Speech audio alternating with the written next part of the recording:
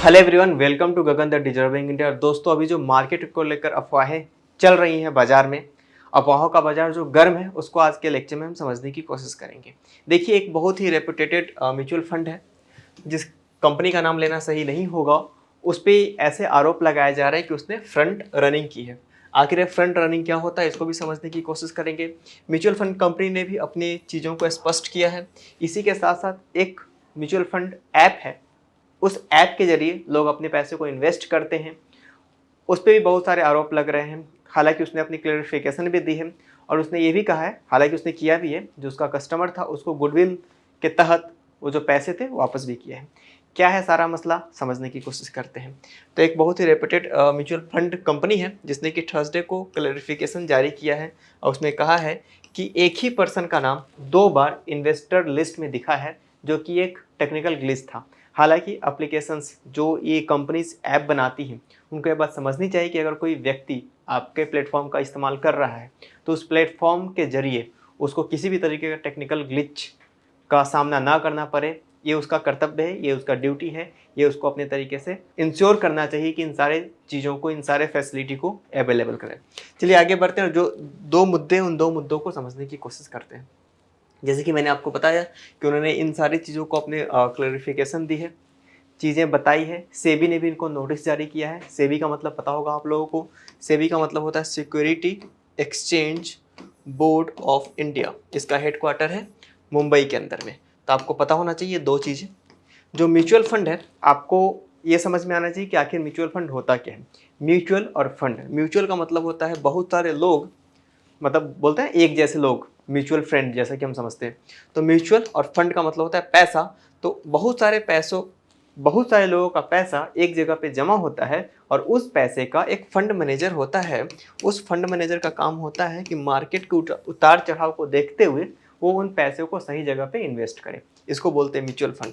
तो जिस तरीके से बैंकों को रेगुलेट करने का काम आरबीआई का है, उसी तरीके से म्यूचुअल फंड को रेगुलेट करने का काम, शेयर मार्केट को रेगुलेट करने का काम सेबी का है। सिर्फ म्यूचुअल फंड, बल्कि पूरा का पूरा जो शेयर मार्केट है, उन सभी को रेगुलेट करने का काम सेबी का है। हर्षद मेहता जो केस हुआ था, हर्षद मेहता स्कैम, एक बहुत अच्छी वेब सीरीज भी आई थी इसी नाम से, स्कैम नाम से, जो कि हर्षद मेहता की कहानी से प्रेरित था। वहाँ पे भी आपको समझ में आया होगा कि उस घटना के बाद से सेबी का गठन किया गया था। हालांकि सेबी जैसी संस्था पहले से भी थी, लेकिन जो इसको बोलते थे टीथलेस टाइगर, जिसको टाइगर विथ टिथ बनाने का जो काम था, वो इसी इंसिडेंट के बाद किया गया था। हालांकि शेयर मार्केट में इसके बाद बहुत सारे जो खुलासे थे, बहुत सारे जो स्कैम्स थे, फिर भी सामने आए। उसके बाद से सेबी ने ऐसे स्ट्रॉन्ग एक्शंस लिए जिसने कि इंश्योर किया इन्वेस्टर्स का भरोसा और उनके ट्रस्ट को फिर से एस्टेब्लिश करने का काम किया है। तो जिस तरीके से मैंने आपको बताया कि आरबीआई रेगुलेट किसको करता है, बैंकों को करता है। इंश्योरेंस जो एलआईसी वगैरह इंश्योरेंस कंपनीज है, उसको रेगुलेट करने का काम कौन करता है, आईआरडीए करता है। उसी तरीके से जो शेयर मार्केट है, उसको रेगुलेट करने का काम सेबी करती है। मैं आपको स्टैटिक में इसका एक और फैक्ट बता दूं कि सेबी के जो अभी वर्तमान दौर पे चेयरपर्सन है, उनका नाम है माधुरी पुरी बुच। अब इनका नाम याद रखेंगे। तो ये सारी चीज़ें थी जो कि मैंने आपको सेबी के बारे में बताई। अब हम वापस चलते हैं अपने मेन टॉपिक पे। अब समझेंगे म्यूचुअल फंड ऐप का जो इशू है। नाम लेना सही नहीं होगा, लेकिन बहुत ही फेमस एक म्यूचुअल फंड है, म्यूचुअल फंड ऐप है। अब ऐप का क्या मतलब हुआ, इसको समझना बहुत ज़्यादा ज़रूरी है। जिस तरीके से आप OTTs पे अलग अलग ऐप के जरिए आप कंटेंट देखते हैं, जैसे कि आप हमारा ये वीडियो यूट्यूब के ऐप के जरिए देख रहे हैं, आपके मोबाइल फ़ोन में ऐप होगा, उसके जरिए आप इस वीडियो को देख पा रहे हैं। उसी तरीके से अगर आपको म्यूचुअल फंड में इन्वेस्ट करना है, तो पहले के ज़माने में क्या होता था कि आप जाएंगे बैंकों में, वहाँ पे फॉर्म भरेंगे, फिर एक डीडी बनाएंगे, उस डीडी को फिर जमा करेंगे, वो डीडी फिर इन कैश होगा, उसके बाद आपका इन्वेस्टमेंट होगा, जिसमें कि लगभग 2 से 3 दिनों का समय लग जाता था। फाइनली आपको NAV ये इशू होता था। लेकिन अभी के टाइम पे क्या होता है, आप ऐप के जरिए अपना मैंडेट सेट करते हैं, SIP हो या फिर लमसम हो, आप उसको अपने जरिए इसको तय करते हैं और ये एक एक करके आपके अकाउंट से उस तारीख को, जो आप तारीख सेट करते हैं और SIP का जो लिमिट है उसको सेट करते हैं, जो अमाउंट है उसको सेट करते हैं और अकाउंट से आपका पैसा डिडक्ट हो जाता है। विद इन 2 और 3 बिजनेस डेज आपको एनएवी अलॉट कर दिया जाता है। तो ये जो जितने भी ऐप्स थे ना, इनका काम होता था फैसिलिटेट कराना, मतलब कि इंटरमीडिएट का काम करते थे ये लोग। जिस तरीके से Flipkart, Swiggy, Zomato, Netflix, Amazon prime, ये सभी के सभी करते हैं। तो इसमें हुआ क्या कि एक पर्सन था जिसका कि एनएवी भी इशू हो गया और उसके अकाउंट से पैसे भी कट गए। ऐप पे तो दिखा रहा था कि उसका एनएवी भी इशू हो गया, उसको फोलियो नंबर भी जारी हो गया। फोलियो नंबर क्या होता है? बेसिकली एक तरह का रजिस्ट्रेशन नंबर होता है, एक तरह का अकाउंट नंबर होता है कि आपका इस फोलियो नंबर से आपका ये इन्वेस्टमेंट दिखेगा। सारा का सारा इन्वेस्टमेंट सिमिलर फोलियो नंबर से दिख जाता है। तो फोलियो नंबर भी इशू हो गया, लेकिन उसका इन्वेस्टमेंट सही तरीके से हुआ नहीं था। और बाद में जब उसने कंप्लेन करी तो ऐप ने बताया कि किसी और पर्सन का जो फोलियो नंबर है इस पर्सन को अलॉट हो गया था। आप कुछ ऐसे समझिए कि ए नाम के व्यक्ति ने और बी नाम के व्यक्ति ने एक टाइम पे इन्वेस्ट किया और इसका फोलियो नंबर इसके पास चला गया और इसके पास भी सेम फोलियो नंबर रह गया और इसका पैसा इन्वेस्ट हुआ ही नहीं था। अकाउंट से डिडक्शन का जो मैसेज आया था वो दिखा था, फिर बाद में वापस पैसा अकाउंट में चला गया। अब लोग इस बात पे ध्यान देते नहीं है क्योंकि अमाउंट छोटा होता है जनरली, तो उनको इस बात का आइडिया होता नहीं कि कितने पैसे अकाउंट में आए और कितने पैसे अकाउंट से गए। तो उसे ये लगा कि चलो फोलियो नंबर भी आ गया, यानी कि मेरा पैसा इन्वेस्ट हो गया है। वो इन्वेस्टमेंट दिखती रही, लेकिन एट द एंड वो इन्वेस्टमेंट था नहीं। फाइनली उसने कंप्लेन किया।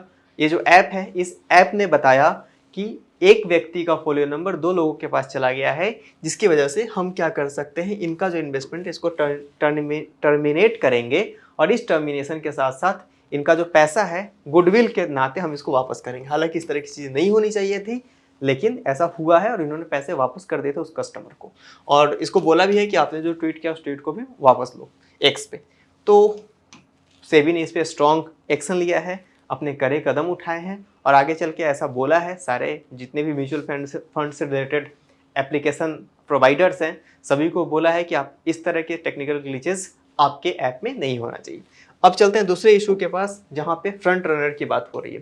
फ्रंट रनर का क्या मतलब होता है? अभी आपने देखा होगा कि 4 जून जिस दिन नतीजे आने वाले थे उससे पहले 3 जून, जिस दिन बेसिकली 3 जून या फिर 1 जून की मैं बात कर रहा हूँ, जिस दिन ओपिनियन पोल आए थे, तो ऐसा हुआ कि एनडीए की सरकार बनने की संभावना काफ़ी ज़्यादा थी। इस संभावना को देखते हुए मार्केट बहुत तेज़ी से ऊपर गया और लोगों ने अपने बहुत सारे शेयर खरीद लिए। अब ऐसा हुआ कि जब शेयर खरीद लिए तो अगले 2 दिन में मार्केट उसी तरीके से बर्ताव करता रहा, लेकिन 3 जून या फिर 4 जून जिस दिन नतीजे आए थे उस दिन क्या हुआ, मार्केट तेज़ी से नीचे गया और बहुत सारे लोगों का नुकसान हो गया। अब हुआ ये कि उसमें कुछ फ्रंट रनर होते हैं। फ्रंट रनर का क्या मतलब हो गया कि उनके पास इंफॉर्मेशन पहले से होती है। अब ऐसे में क्या हो कि कुछ लोगों ने इस गिरते हुए वैल्यू पे भी एसआईपी में पैसे लगा दिए, म्यूचुअल फंड में पैसे लगा। उनको लगा था कि गिरता हुआ एनएवी जो मुझे मिलेगा, आज का एनएवी जो मिलेगा आगे चल के ग्रोथ में, आगे चल के प्रॉफिट में दिखेगा। लेकिन हुआ ये कि उनको एक दिन के बाद का एनएवी मिल गया। अब ऐसा क्यों हुआ, कैसे हुआ? क्योंकि इनके जो एनएवी में जो डिफरेंस था वो लगभग 10% के आसपास का डिफरेंस था। अब ये 10% का पैसा कहाँ गया, ये भी एक जांच का विषय है, जिसमें कि सेबी ने बोला है, उनके जो ऑफिसर्स हैं, डायरेक्टर्स हैं, उन्होंने कहा है कि हम इस पर जांच कर रहे हैं, जल्द ही नतीजे सामने आ जाएंगे। अब बात करते हैं फ्रंट रनर की। फ्रंट रनर क्या होता है? अगर मान लो कि इन्फॉर्मेशन बहुत से लोगों के पास बहुत सारी इन्फॉर्मेशन नहीं होती है और कुछ लोग ऐसे होते हैं इनके पास इन्फॉर्मेशन होते हैं। अब आज के समय में जैसे कि बिल गेट्स ने भी कहा है कि information data is a new fuel. तो अभी के टाइम पे जिनके पास इंफॉर्मेशन आ जाता है वो उसका मार्केट में अपने अलग तरीके से उसको यूटिलाइज कर लेते हैं उस इंफॉर्मेशन का।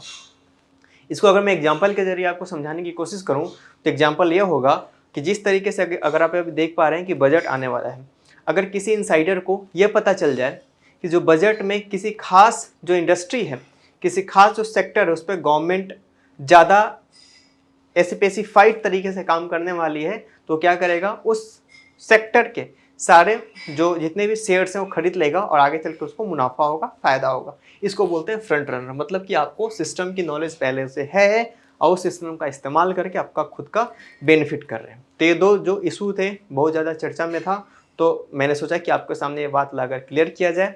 तो आज के लेक्चर में फिलहाल इतना ही, हम मिलेंगे नेक्स्ट लेक्चर में। Thank you very much.